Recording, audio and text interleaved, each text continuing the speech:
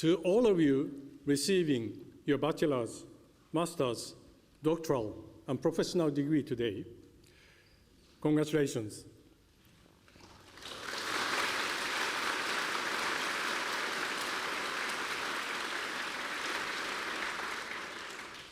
On behalf of the faculty and staff of the University of Tokyo, I offer my deepest respect for your efforts and heartfelt congratulations on your achievements. I also wish to convey my gratitude and best wishes to your families who have encouraged and supported you along the way. The past few years that you have spent at UTokyo have been marked by global events that disrupted, in fact, daily life and posed challenges for your studies and research. I am thinking especially of the COVID-19 pandemic and the international turmoil sparked by Russia's invasion of Ukraine. In the business world, the abbreviation VUCA, V-U-C-A, volatility, uncertainty, complexity, and ambiguity, is used to describe unpredictable times like ours. As you set out from UTokyo into the wider world to pursue your careers, you may indeed encounter unexpected disasters, irrational conflicts, and sudden misfortunes that threaten to overwhelm you. So before you take your next step, I'd like to spend a few minutes now reflecting on how you can face such problems and continue to move ahead.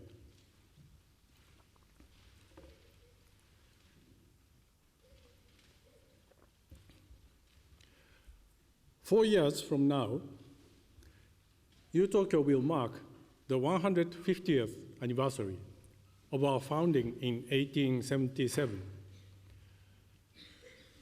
The iconic Akamon Gate, which you all know well, is a vestige of the Hongo campus past as the estate of the Maeda clan during the Edo period. That gate is now being renovated in preparation for the anniversary. But aside from the brick wall along Hongo Dori, which dates from around 1900, the old library's custodian's office and book bindery from 1910 at today's communication center, and the main gate, which was rebuilt in 1912. Almost nothing remains on campus from the Meiji period, which ended in 1912. The reason is the Great Kanto earthquake, which struck exactly 100 years ago on September 1st, 1923, at 11:58 in the morning.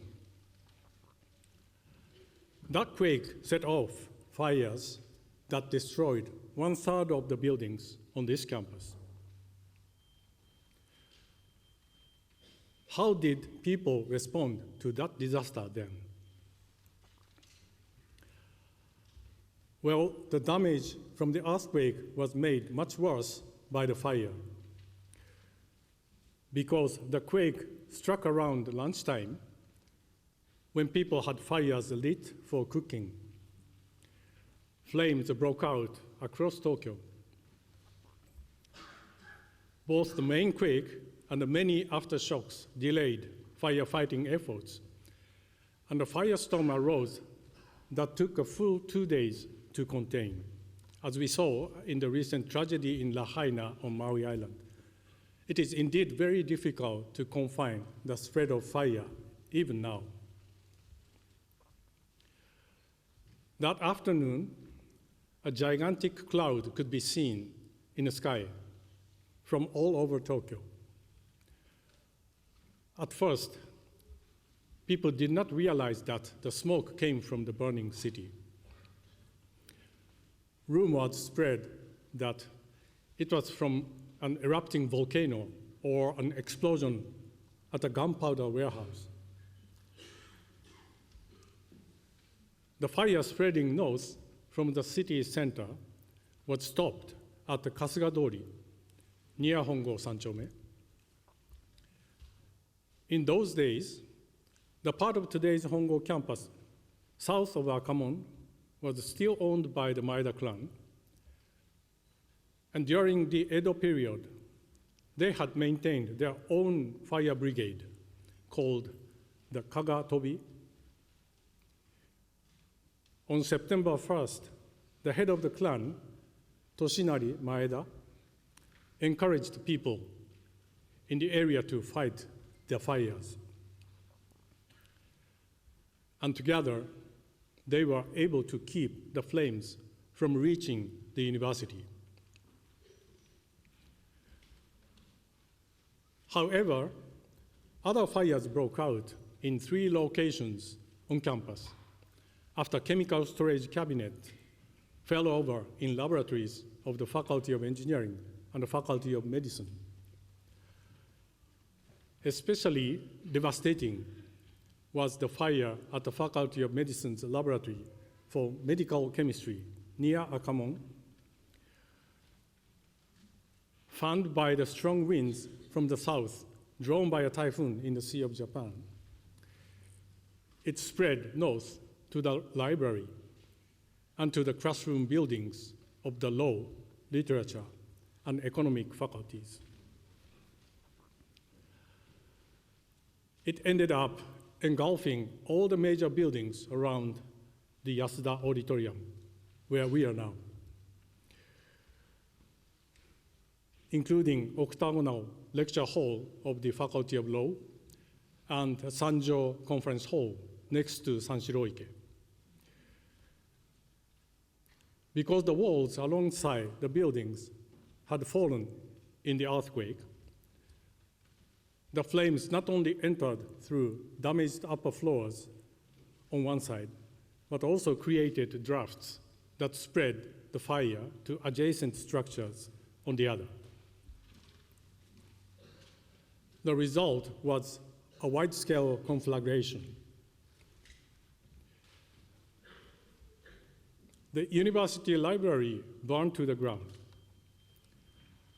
Overall, the university lost some 760,000 volumes. A writer named Yaeko Nogami, who lived in Nippori, later wrote an essay with the evocative title, The Burning Past. In it, she described seeing charred pieces of water with Latin words printed on them, raining down on a small park in Nishi-Nippori, where she had taken refuge. She was horrified to realize that the treasure trove of knowledge at Tokyo Imperial University was ablaze. In the wake of that great calamity, the university received help from around the world. Just a couple of weeks later, the League of Nations in Geneva adopted a resolution to facilitate international cooperation for rebuilding the library's collection.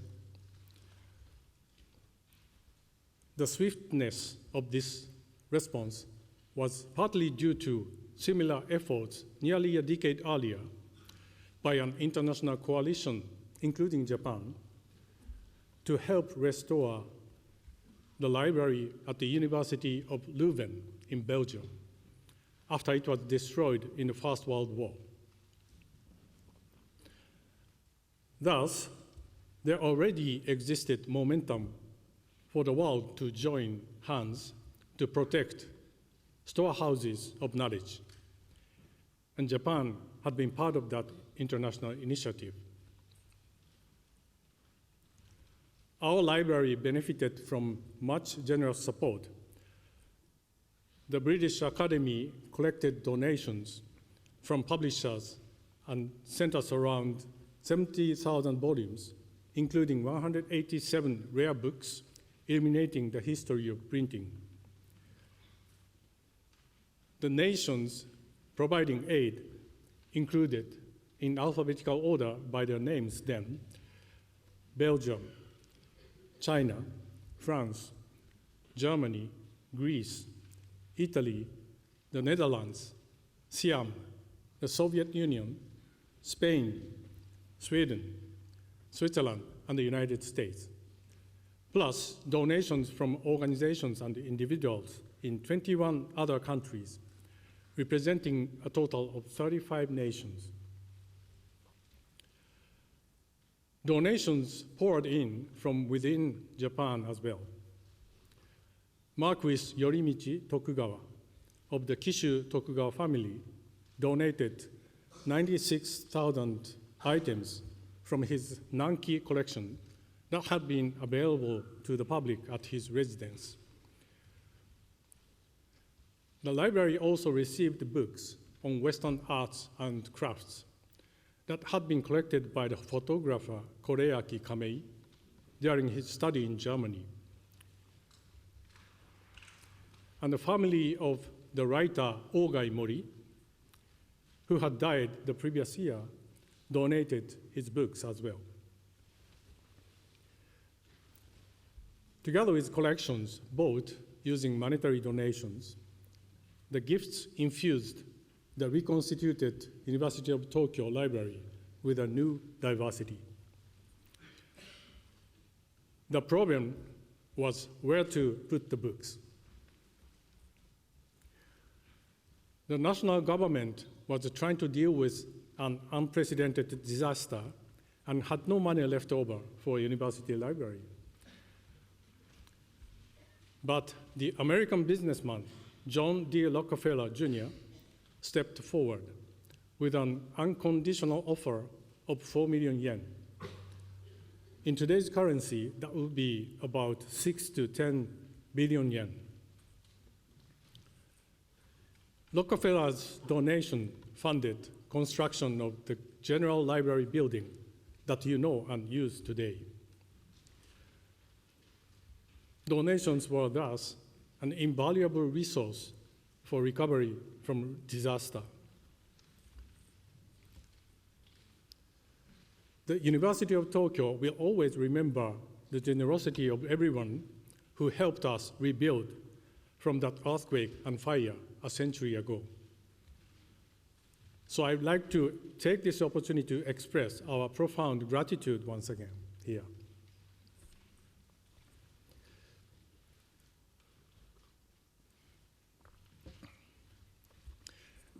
And now, what did that disaster 100 years ago mean for UTokyo? First of all, by doing research on earthquakes and pursuing ways to mitigate disaster damage, the university realized that contributing to a safer, more secure society was an important part of our mission. Thus, in 1925, 2 years after the Great Kanto earthquake, our Earthquake Research Institute was established. Initially focused on pursuing the science behind earthquakes and on disaster mitigation, the Institute later expanded into studying volcanic phenomena and the dynamics of the Earth's interior. Seismic and volcanic activity were later discovered to be deeply linked to the Earth's overall activity through the theory of plate tectonics that emerged in the late 1960s. That theory explains the movement of the Earth's crust based on the interaction of a dozen odd plates covering our planet's surface. One of my own research fields is underwater technology, and I have studied underwater robots for deep sea exploration. At first glance, underwater technology might seem unrelated to earthquakes, but I myself have the experience of participating in a scientific cruise in Okinawa to survey the traces of faults from the Great Yaeyama earthquake and tsunami of 1771 by a remotely operated vehicle, or ROV. The Earth's crust is, in fact, thinner under the ocean than on land. So undersea drilling is an effective way to investigate plate tectonics. And in 1961, the Mohole project was launched by the United States to drill through the crust into the mantle. That effort later developed into today's International Ocean Discovery Program. Japan has contributed to that program by providing the deep sea scientific drilling vessel, Chikyu, for boring deeply in zones where major earthquakes occur. Knowledge about earthquakes comes not only from direct observation and experiments. It is also important to read historical documents and inscriptions. Major quakes in Japan were recorded more than a millennium ago in texts, paintings, and stone monuments. But little of that information was being applied to seismology. Now, through the interdisciplinary efforts of the Collaborative Research Organization for Historical Materials on Earthquakes and Volcanoes, under two of our research institutes, the Historiographical Institute and the Earthquake Research Institute, many types of information are being integrated, collected, and correlated to construct new hypotheses. This is an excellent example of collaboration between the science and humanities. This year's intense heat and heavy rains have brought home vividly how disaster can encroach our daily lives. Against the backdrop of global warming, we have recently seen an increase in extreme weather events, as well as wildfires, floods, and droughts. Just as plate tectonics provide a unified framework for understanding earthquakes, we need to think about individual weather-related events by trying to understand the mechanisms behind that are fluctuations in the ocean and atmosphere on a global scale. Thus, a century ago, the Great Kanto earthquake inspired UTokyo to pursue both applied and theoretical research to find links between different disciplines and to expand globally the depth and breadth of our intellectual inquiry for both research and education. A second lesson of that earthquake came from the widespread reconstruction support we received from around the world.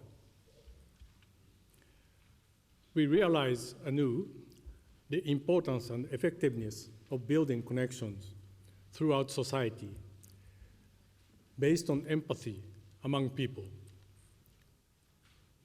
We continue to cooperate today with research institutions nationwide and throughout the world on preventing and mitigating disasters of all kinds. While it is still very difficult to forecast when earthquakes will occur, a nationwide network of seismometers installed in the wake of the 1995 Kobe earthquake now enable early warnings when an earthquake strikes. So you probably heard those warnings on mobile phones just before the shaking begins. To minimize the loss of life, it's also important to predict the arrival of tsunamis. Japan has been a pioneer in research on rapidly detecting, measuring, and forecasting tsunamis, and we have helped to build observation networks around the world. One such network, called DoNet, runs along the submarine trench called the Nankai Trough, south of Honshu and Shikoku.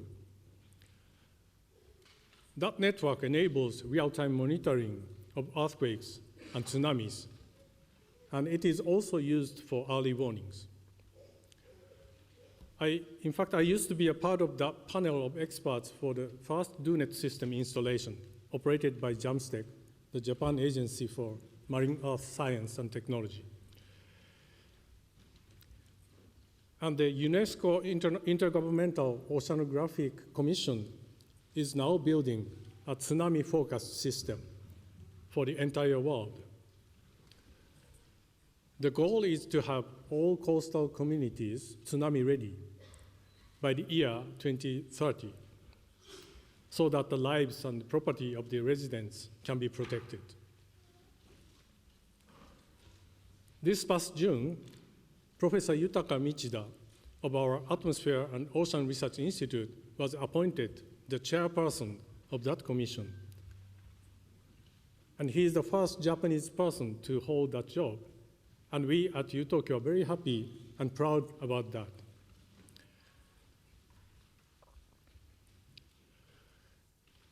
Another lesson from disasters has been the importance of human connections and mutual aid.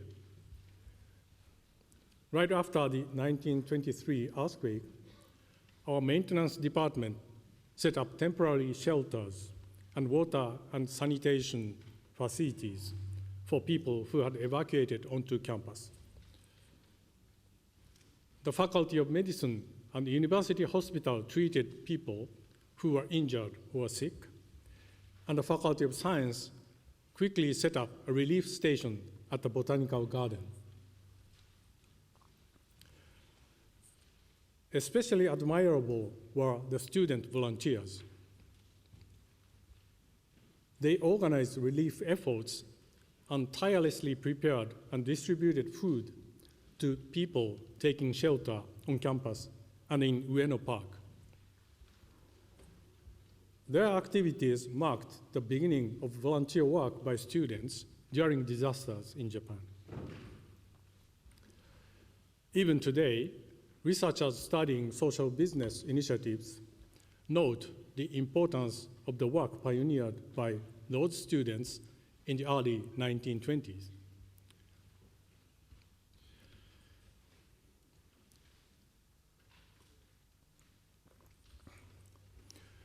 A third major insight from the Great Kanto earthquake was how vital information is during times of crisis.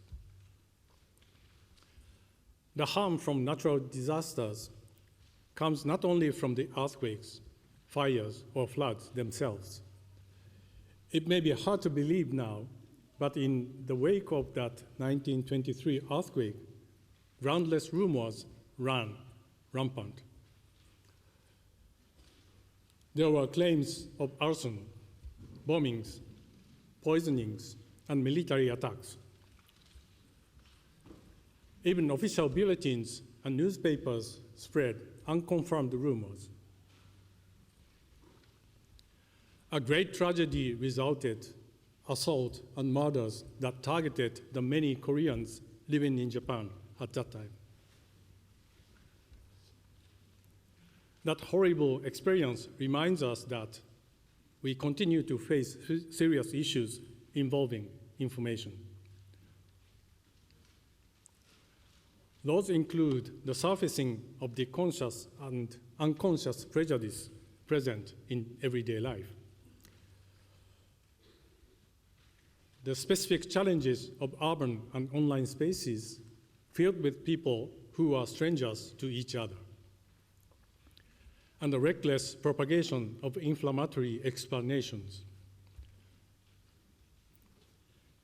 In 2011, after the Great East Japan earthquake, the meltdown at the Fukushima Daiichi nuclear power plant also led to many false rumors, this time about radiation. While social media can be powerful tools for communication during disasters, they also represent a serious problem for society because they allow anyone to spread inaccurate information and to amplify irrational hostility. A pressing issue for us today is figuring out how to share needed information accurately and not to be misled by false rumors, especially during times of uncertainty and when communication systems are not functioning properly. The University of Tokyo has long recognized the need for academic research on media. In 1927, a library of newspapers and magazines from the Meiji period was set up in the Faculty of Law. And in 1929, a research department for journalism studies was established in the Faculty of Letters. After the war, that journalism department became the Institute of Journalism and Communication Studies. Awareness of the importance of information in our society continued to grow, and in the year 2004, that institute became part of the Interfaculty Initiative in Information Studies, or 情報学館. The wide-ranging collaborative research that had been conducted on disaster information continues today at the Center for Integrated Disaster Information Research, or CIDR, in 情報学館. CIDR was founded jointly with the Earthquake Research Institute and the Institute of Industrial Science.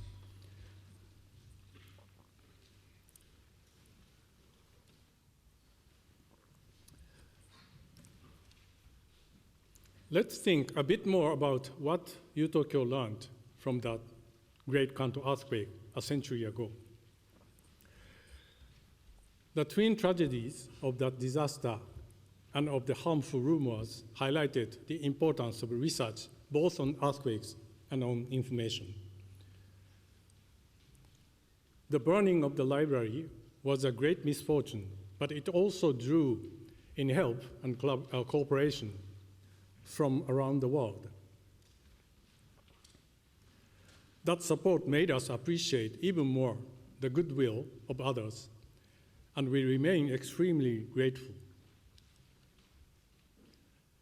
We also felt even more strongly that universities have a responsibility to confront the issues facing society. By searching for underlying mechanisms and by identifying basic principles, we can help lead the way to practical solutions for real-world problems. It was also a great discovery for us to realize that innovative new solutions emerge when researchers with diverse expertise cooperate and collaborate across disciplinary boundaries. These realizations apply not only to disaster research, but universally to whatever challenges may await us. No matter what future you pursue or where you decide to live, I hope that each of you will keep learning for the rest of your life. Our abilities as individuals are limited, but let us never forget the broader connections that underlie the areas we specialize in. When you follow those connections to seek new perspectives, you may uncover innovative solutions to whatever problems you face. And even more important than just learning more, you will also be able to form connections and interact with other people who have similar interests and concerns. That is where you will find the greatest meaning in life. So please keep this all in mind as you set sail out onto the open ocean that lies before you today. I wish every one of you the greatest success. Congratulations once again.